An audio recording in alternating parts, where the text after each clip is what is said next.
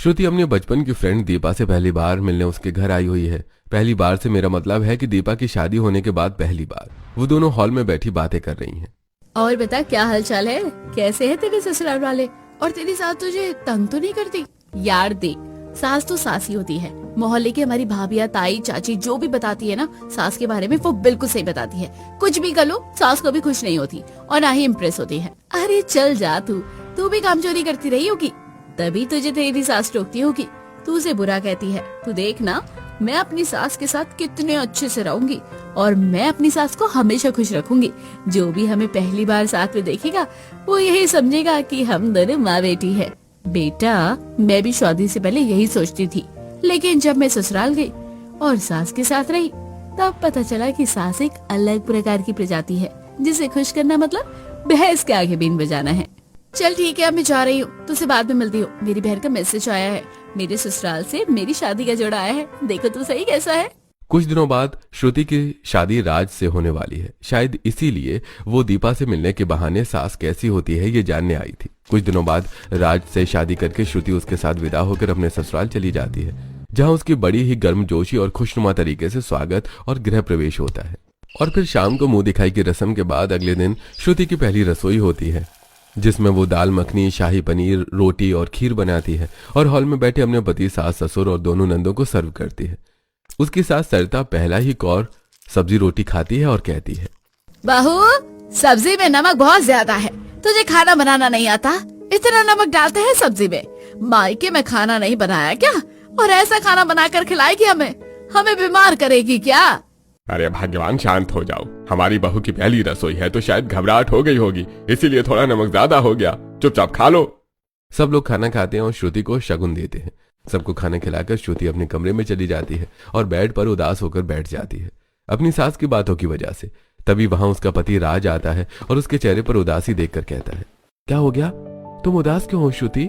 पूछ तो ऐसे रहे हो जैसे तुमने मम्मी जी की बातें नहीं सुनी। उन्होंने पहली रसोई में मुझे डांटना शुरू कर दिया। बस इतनी सी बात से तुम बुरा मान गई? अरे तुम्हारी मम्मी भी तो तुम्हें डांटती होंगी, तो क्या तुम भी उनकी बातों को बुरा मानती थी? देखो, मैं तुम्हें पहले ही बता रहा हूँ, वो जुबान की कड़वी हो सकती हैं, लेकिन दिल की बहुत अच्छी हैं। लगता है मेरी फ्रेंड सही बोलती थी। अगर मैं अपनी सास को खुश नहीं कर पाई तो मेरा क्या होगा यहाँ पर? श्रुति, अब तुम ज्यादा मत सोचो और सो जाओ। सच में तुम्हारी सास बहुत अच्छी है। राज के समझाने पर श्रुति सो जाती है। अगली सुबह श्रुति उठकर पूरे घर और किचन में झाड़ू पोछा लगाकर किचन में जाकर एक हाथ में फोन पकड़े अपनी फ्रेंड दीपा से बात करती हुई चाय बनाकर ट्रे में रखती है। वो ट्रे उठाती ही है कि ट्रे उसे छूट जाता है। फर्श पर चाय के कप और ट्रे गिरने की आवाज सुनकर उसकी सास किचन में दौड़ी चली आती है। सत्यानाश, एक भी काम ढंग से नहीं करती, ध्यान का रहता है तुम्हारा। तभी सरिता देखती है कि श्रुति ने एक हाथ में फोन पकड़ा हुआ है और वो सारी बात समझ जाती है। मैं सबको कहती हूँ कि फोन को एक तरफ रखकर काम क्या करो, लेकिन फोन में न जाने कौन सी मिठाई मिलती है जो हाथ से छूटता ही नहीं। देख कितना नुकसान हो गया। अभी अभी तो तूने पोछा लगाया था, अब फिर से लगाना पड़ेगा, तेरा ही काम बड़ा है। श्रुति फोन एक तरफ रखकर ट्रे में टूटे हुए कप उठाने लगती है। मम्मी जी, ट्रे गलती से छूट गया, मैं अभी साफ कर देती हूँ। सरिता किचन में चली जाती है और श्रुति गीले कपड़े से फर्श पर पड़ी चाय साफ करने लगती है। आज दूसरा ही दिन है और दूसरी बार मेरी सास ने मुझे डांट दिया। चल बेटा श्रुति, कमर कस ले और अपने कानों को मजबूत कर ले, ससुराल में अपनी सास की डांट और ताने सुनने के लिए। श्रुति टूटे कप उठाकर और फर्श साफ करके एक बार फिर से चाय बनाने लगती है। और फिर रात के डिनर के लिए जब श्रुति किचन में खाना बना रही होती है तब फिर से उसकी सास किचन में आती है और फर्श में चाय के दाग देखती है। अरे बहू, ये क्या है? जब यहाँ पर चाय गिर गई थी तो अच्छे से डिटर्जेंट डालकर पोछा लगाना था ना। पूरा फर्श चिपचिप हो रहा है और ये कैसे बेसरो जैसा काम करती है। थोड़ा ध्यान से काम किया कर, ध्यान कहाँ रहता है तेरा? मम्मी जी, मैंने करा तो था ध्यान से, अब कितना ध्यान से करूं? सरिता बाथरूम जाकर एक कप पानी में डिटर्जेंट घोल कर लाती है और कपड़े से किचन की फर्श अच्छे से साफ करती है। इतना ध्यान से ताकि दोबारा एक ही काम को ना करना पड़े। तो इस तरह अपनी सास की डांट सुनते हुए श्रुति के दिन ससुराल में बीतने लगते हैं। उसका पति राज ऑफिस चला जाता है, दोनों नंदे नव्या और रानी कॉलेज चली जाती हैं और उसके ससुर बसंत भी रिश्तेदारी में घूमते रहते हैं। घर में अकेली बचती है दोनों सास बहुएं। अपनी हर छोटी गलती में अपनी सास की टोका टोकी और डांट से दुखी होकर श्रुति शांत ही रहती है। एक दिन श्रुति अपने कमरे में उदास बैठी थी, तभी कॉलेज से उसकी दोनों नन्हे घर आती हैं और सीधे उसके कमरे में पहुंचती हैं। भाभी, आप तो घर पर अकेले बोर हो जाती होगी। भैया ऑफिस चले जाते हैं, हम दोनों बहनें भी कॉलेज चली जाती हैं, पापा भी यहाँ वहाँ घूमते रहते हैं। इतने दिनों में तो आप मम्मी का मिजाज समझ गई होगी। आप एक काम क्यों नहीं करती, हमारे मोहल्ले का किटी पार्टी ग्रुप ज्वाइन कर लो, जिसमें मोहल्ले की सभी भाभियां ऐड है। इस तरह मोहल्ले की भाभियों से आपकी जान पहचान भी हो जाएगी और आपका मन भी लगा रहेगा। मम्मी जी मुझे घर से बाहर खड़े तक नहीं होने देती हैं, तो किटी पार्टी में कहाँ से जाने देगी। आज ही मोहल्ले की एक बहू आई थी, मम्मी जी ने मुझे उसके साथ बाहर खड़े तक नहीं होने दिया। भाभी, आप गलत समझ रही हो, हमारी मम्मी वैसे तो बहुत अच्छी है। हाँ, वो बात है कि टोकती ज्यादा है, लेकिन वो अच्छे के लिए बोलती है। और हाँ, आप उनकी टेंशन मत लो, आप तो ग्रुप ज्वाइन करो। एक दो बार बोलने से तो हम परमिशन दिलवा ही देंगे मम्मी से आपको किटी पार्टी में जाने की। रानी अपने फोन से श्रुति को मोहल्ले की भाभियों का बना किटी पार्टी का व्हाट्सएप ग्रुप ज्वाइन करवा देती है। तभी रानी ग्रुप में एक मैसेज पढ़ती है और कहती है, भाभी चलो हमारे साथ, आज ही आपको मम्मी जी से पार्टी में जाने की परमिशन दिलवाते हैं। वो दोनों उसे हॉल में बैठी माला जप रही सरिता के पास ले जाती हैं और कहती हैं, मम्मी आज ना कुंती भाभी के यहाँ किटी पार्टी है, तो क्या भाभी वहाँ जा सकती है। नहीं नहीं, मेरी बहू आ नहीं जाएगी। किटी पार्टी में मोहल्ले की सब चुगलखोर बहुएं इकट्ठा होती है, मैं अपनी बहू को उनके पास क्यों भेजूं? घर में काम कम है क्या जो बहू को वहाँ जाना है। वो दोनों मुंह बनाकर वापस श्रुति के कमरे में आ जाती हैं। वैसे मुझे पहले से ही पता था कि मम्मी जी मुझे वहाँ जाने की परमिशन नहीं देगी, लेकिन आप दोनों ने मेरे लिए कुछ करने की कोशिश की, मुझे बहुत अच्छा लगा। आप दोनों मेरी प्यारी नंदे हो। श्रुति को ससुराल आए हुए कुछ दिन हो गए थे, लेकिन अपनी सास के कड़क मिजाज की वजह से वो मोहल्ले की किसी भी औरत से घुल मिल नहीं पाई थी, यहाँ तक कि अपनी पड़ोसिनों से भी नहीं। एक दिन जब वो अपने कमरे में घर के बाहर झाड़ू लगा रही थी, तभी उसके घर के सामने रहने वाली सपना अपने घर के सामने झाड़ू लगाते हुए उसे देखती है और कहती है, श्रुति तुम तो घर के बाहर कभी नहीं दिखती हो, क्या तुम्हारी सास तुम्हें कैद करके रखती है क्या, या भैया तुम्हें लॉक करके ऑफिस चले जाते हैं। नहीं नहीं, ऐसा तो नहीं है, बस घर का काम ही करती रहती हूँ। काम इतना ज्यादा हो जाता है कि घर से बाहर निकलने का टाइम ही नहीं मिलता। सपना की बात का जवाब देकर श्रुति झाड़ू लगाकर घर के अंदर चली जाती है। इतने दिनों में पहली बार श्रुति ने अपने ससुराल के मोहल्ले की किसी औरत से बात की थी। उसी दिन श्रुति छत पर जब गीले कपड़े सुखाने को डाल रही थी, तभी देखती है कि सपना अपने घर की छत पर रखे फूलों के गमलों में पानी डाल रही है। तभी उसके हाथ से गिरकर एक गमला टूट जाता है। तभी वहां उसकी सास बिंदिया आती है और उसे डांटने या गुस्सा करने की बजाय कहती है, बहू काम करते वक्त ध्यान कहाँ रहता है तुम्हारा, गिर गया ना गमला, दिखाओ अपना पैर, तुम्हें चोट तो नहीं लगी ना। बोलते हुए बिंदिया सपना का पैर देखने लगती है। मुझे चोट नहीं लगी मम्मी जी, लेकिन मेरी वजह से गमले को नुकसान हो गया। गमला टूट गया तो नहीं आ जाएगा बहू, लेकिन अगर तुम्हारे पैर में चोट लग जाती तो मुझे बहुत तकलीफ होती। अगली बार से ध्यान रखना। काश मेरी सास भी सपना की सास की तरह होती। अगर मेरे हाथ से कुछ नुकसान हो गया होता तो मेरी सास मेरे हाथ से न जाने क्या करती, लेकिन सपना की सास को देखो, उसे प्यार से समझा रही है। उसे टूटी हुई चीज की नहीं बल्कि अपनी बहू की फिक्र है। सोचती हुई श्रुति सूखे कपड़े डालकर छत से नीचे उतर कर आती है। उस दिन के बाद श्रुति जब भी छत पर जाती या घर के बाहर झाड़ू लगा रही होती तो उसका ध्यान सिर्फ सपना पर ही जाता। वो देखती कि सपना कभी अपने पति के साथ शॉपिंग से आ रही है तो कभी पार्लर से, या फिर देखती उसे अपनी सास के साथ सज धज कर किटी पार्टी में जाते हुए, और फिर घर के काम करते हुए व्हाट्सएप ग्रुप में दोनों के साथ एंजॉय करते हुए फोटोज भी देखती। हॉल में झाड़ू लगाती हुई एक हाथ से मैसेज टाइप करते हुए श्रुति सोचती है, काश मेरी सास भी सपना की सास की तरह अपने साथ किटी पार्टी में मुझे ले जाती, तो हम दोनों सास बहू मिलकर कितना एंजॉय करते। श्रुति सपना के हर एक फोटो में कुछ न कुछ कमेंट करती रहती और सपना भी उसका रिप्लाई करती। इस तरह श्रुति और सपना एक दूसरे की अच्छी दोस्त तो नहीं, लेकिन दोस्त बन गई थी। एक शाम श्रुति बालकनी से सूखे कपड़े उठा रही थी, तभी वहां गीले कपड़े डालने सपना आती है।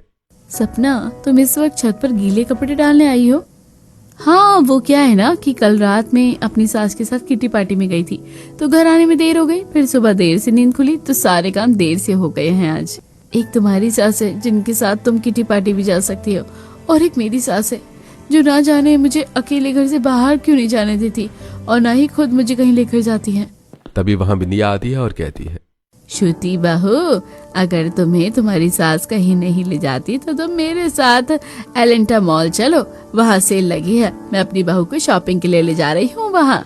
ठीक है, मैं मम्मी जी से पूछती हूँ, फिर आपको बताती हूँ। बहू, इतनी सी बात के लिए किसी से क्या पूछना, तुम चलो हमारे साथ। वैसे भी कपड़ों की जरूरत रहती होगी और आजकल हर दिन नया फैशन आता है। बहुओं के पास तो लेटेस्ट फैशन का कलेक्शन होना ही चाहिए। हाँ, मेरी सासू माँ तो मुझे शॉपिंग पर भेजती रहती है या खुद मुझे अपने साथ शॉपिंग पर ले जाती है। ठीक है, मैं पूछ कर बताऊंगी आपको। ये बोलकर श्रुति छत से नीचे हॉल में आती है। उसी समय उसका पति राज भी ऑफिस से घर पहुंच जाता है। सुनिए ना, हमारी पड़ोसन सपना अपनी सास के साथ शॉपिंग पे जा रही है। मुझे भी शॉपिंग पे जाना है, सेल लगी है आज। हमारी शादी को इतने दिन हो गए हैं और मैं अभी तक शॉपिंग पर नहीं गई हूँ। ठीक है, तो फिर चलते हैं शॉपिंग पर। श्रुति ने ध्यान ही नहीं दिया कि वहीं पास ही उसकी सास और दोनों नंदे भी खड़ी हैं, जो कि अभी अभी किचन से निकल कर आई हैं और उन दोनों की बातें सुन रही हैं। बाहू, तूने दोपहर में भी दूध गर्म नहीं किया, देख वो खराब हो गया। मैंने सुबह भी कहा था दोपहर में कि दूध गर्म कर ले, तेरा काम में बिल्कुल भी ध्यान नहीं रहता। इससे अच्छा तो तू मुझे बोल देती, तो इतना दूध का नाश तो नहीं होता। मामा, दूध ही तो फटा है, चलो हम उसका पनीर बना लेते हैं।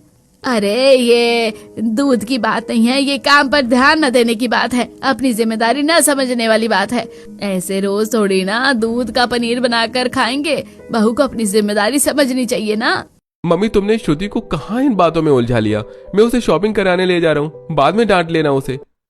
बेटा, मैं शॉपिंग पर जाने को मना नहीं कर रही हूँ, लेकिन खुद ही देख ले, बहू के पास शादी के कितने कपड़े रखे हुए हैं। 2-3 सूटकेस उसने खोले भी नहीं है। जब इतने सारे कपड़े पहले से रखे हुए हैं तो नए खरीदने की क्या ही जरूरत है। बाकी तो खुद समझदार है। हाँ मम्मी, बिल्कुल सही कह रही हैं श्रुति। जब तुम्हारे पास ऑलरेडी इतने सारे कपड़े रखे हुए हैं तो तुम्हें और खरीदने की क्या जरूरत है? तो फिर ठीक है, फिर कहीं बाहर चलते हैं। अरे मुझे बाहर का खाना तो बिल्कुल भी पसंद नहीं है। तुम ऑनलाइन ही कुछ अच्छा सा मंगा लो, घर पर ही खा लेंगे। एक तो मुझे कहीं बाहर जाने नहीं देती और ऊपर से ये भी अपनी माँ के पल्लू में बंधे हुए हैं। मेरी सास से तो अच्छी पड़ोसन की सास है, कितना प्यार करती है उसे। सोचते हुए श्रुति अपने कमरे में चली जाती है। कुछ दिनों बाद श्रुति शाम के समय छत में सूख रहे कपड़े उठा रही थी, तभी वहां उसकी सास अपने बालों में तेल लगाती हुई आती है और श्रुति के रूखे बाल देखकर कहती है, बहू, तुम्हारे बाल कितने रूखे हैं, तुम अपने बालों की अच्छे से देखभाल नहीं करती हो क्या लगता है? आओ, मैं तुम्हारे बालों में तेल लगा देती हूँ। सरिता श्रुति को अपने आगे बैठाकर उसकी चोटी खोलकर उसके बालों में तेल लगाने लगती है। तभी श्रुति देखती है सपना को उसकी सास के साथ पार्लर से घर वापस आते हुए। दोनों सास बहू कितने अच्छे से मिलकर रहती है ना, साइकिल के दो पहियों की तरह। सपना की सास उसे पार्लर लेकर जाती है, शॉपिंग भी करवाती है, और एक मेरी सास है जो खुद मुझे कहीं लेकर नहीं जाती और ना मुझे जाने देती। और कहीं मैं पार्लर जाने का बोल दूं ना तो इसलिए शायद खुद मेरे बालों में तेल लगा रही है। काश पड़ोसन की सास मेरी सास होती। कुछ ही देर में सरिता श्रुति के बालों में तेल लगा देती है। बहू, लग गया तुम्हारे बालों में तेल, अब जाकर बढ़िया सा डिनर रेडी कर दो। और हाँ, ध्यान फोन पर नहीं, ध्यान खाने पर देना।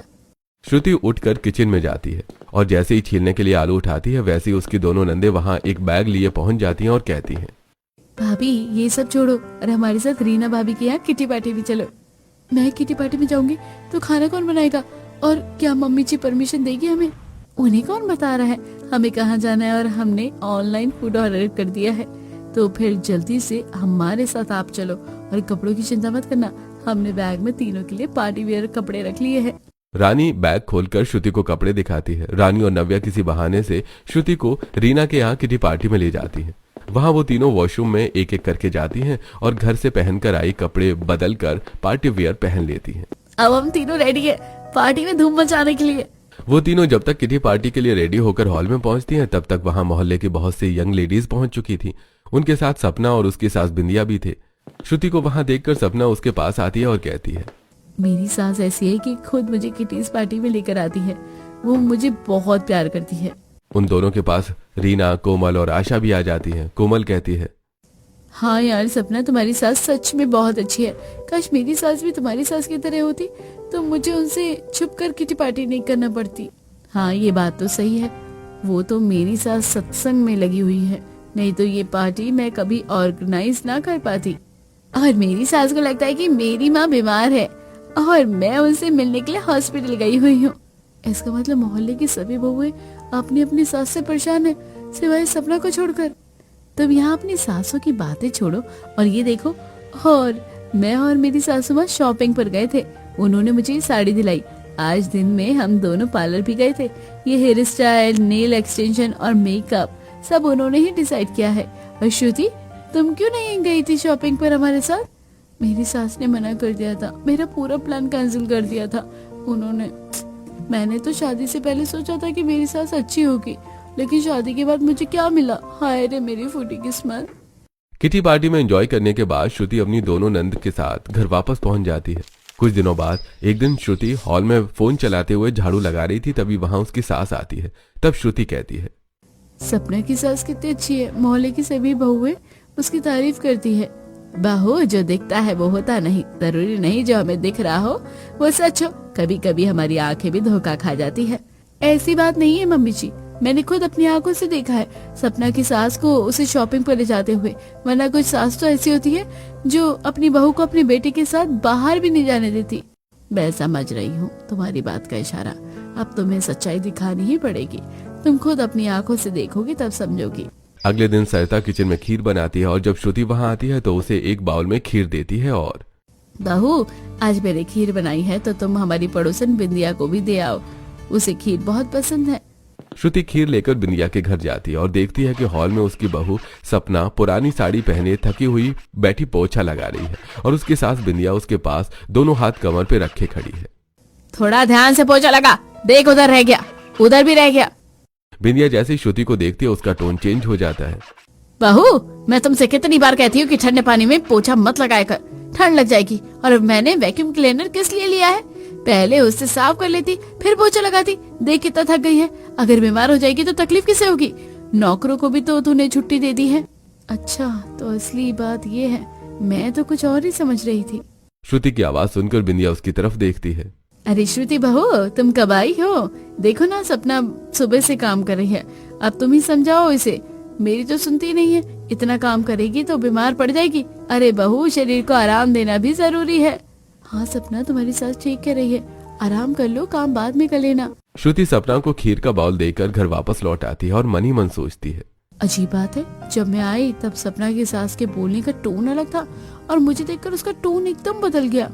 श्रुति काम करने लगती है। फिर एक शाम को श्रुति जब किचन में खाना बना रही थी तभी वहाँ उसकी सास आती है और कहती है, श्रुति बहू, तुम ये सब काम छोड़ो, मैं कर लूंगी। आज बिंदिया के यहाँ किटी पार्टी है, तुम वहाँ चली जाओ। हैं? आज मम्मी जी इतनी स्वीट कैसे हो गई? श्रुति हाथ का काम छोड़कर अपने रूम में जाती है और फटाफट पार्टी वेयर ड्रेस पहनकर पहुंच जाती है सपना के घर के हॉल में। वहां खड़ी होकर वो उन दोनों की बातें सुनती है। खबरदार, अगर तूने किटी पार्टी होस्ट की तो। अरे ये मेरा घर है, कोई बार या क्लब थोड़ी ना है कि तू यहाँ पर भीड़ जमा करेगी। मैं तुझे समझा रही हूँ, खुद से सबको अच्छे से मना कर दे, वरना फिर तू जानती है मुझे। बिंदिया की बातें सुनकर श्रुति उल्टे पांव अपने घर वापस लौटकर किचन में खाना बना रही अपनी सास के पास पहुंच जाती है। बहू, क्या हुआ, इतनी जल्दी वापस आ गई? पार्टी जल्दी खत्म हो गई है क्या? नहीं मम्मी जी, मेरे सिर में दर्द हो रहा है, मैं जल्दी इसलिए लौट आई। ओह अच्छा, तुम खाना बनाओ, मैं अब आराम करती हूँ। वो तो मैं जानती हूँ बहू, किसका सिर दर्द कर रहा है। ऐसा सोचते हुए सरिता किचन से हॉल में चली जाती है। मैंने जो सपना के घर में सुना और देखा वो सच नहीं हो सकता, लेकिन मेरी सास मुझे जरा भी प्यार नहीं करती, ये जरूर सच है। ये सुनकर कि मेरा सिर दर्द कर रहा है, उन्होंने मुझे ये नहीं कहा कि बहू आराम कर ले, बल्कि मुझे काम देकर खुद आराम करने चली गई। हालांकि मैंने सिर दर्द का बहाना ही बनाया है। सोचती हुई श्रुति डिनर तैयार करके डाइनिंग हॉल में सभी घर वालों को खिलाती है। फिर एक दिन श्रुति जब छत पर गमलों में पानी दे रही थी तभी वो सपना की सास की तेज आवाज सुनती है। सपना, जो जरूरी है वही कर, फालतू जो खर्च करती है इधर उधर, ज्यादा क्यों आना जाना। और एक बात, मोहल्ले में किसी को यह बात नहीं पता चलनी चाहिए कि मैं तुझे सेल में ही शॉपिंग क्यों करवाती हूँ। तभी छत पर सरिता आती है और देखती है श्रुति की ड्राई स्किन और उसके रूखे बाल, और बिना उसे कुछ बोले नीचे चली आती है। और अगली सुबह जब राज ऑफिस जा रहा होता है तभी सरिता उसे हॉल में रोकती है और कहती है, तू देखता नहीं है क्या, बहू के बाल कितने झड़ रहे हैं, डल हो गए हैं, और उसकी स्किन कितनी ड्राई हो गई है। तू सिर्फ काम पर ही ध्यान देगा या बहू पर भी?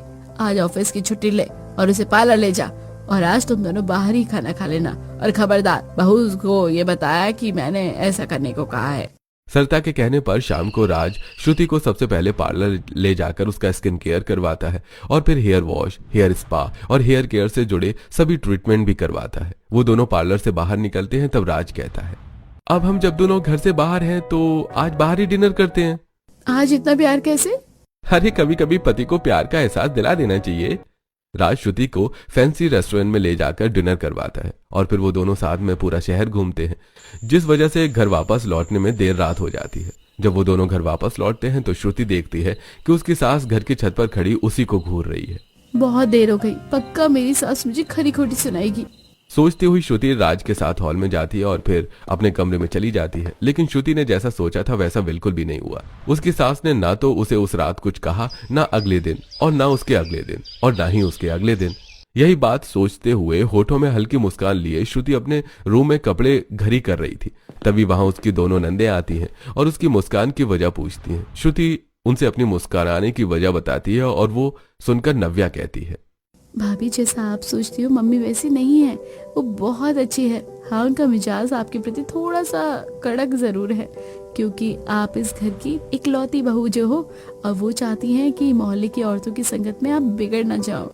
श्रुति आगे कुछ बोल पाती उससे पहले ही कमरे में सरिता आती है और कहती है, बहू मैंने तुम्हारे ससुर के कपड़े बाथरूम में रख दिए हैं, ध्यान से धो लेना, शाम को उन्हें समाज के एक प्रोग्राम में जाना है। इतना बोलकर सरिता वहां से चली जाती है और फिर दोबारा शाम को ही उसके कमरे में आती है और कहती है, बहू कपड़े धुले या नहीं? ओह मैं धोना भूल गई, अभी धो देती हूँ।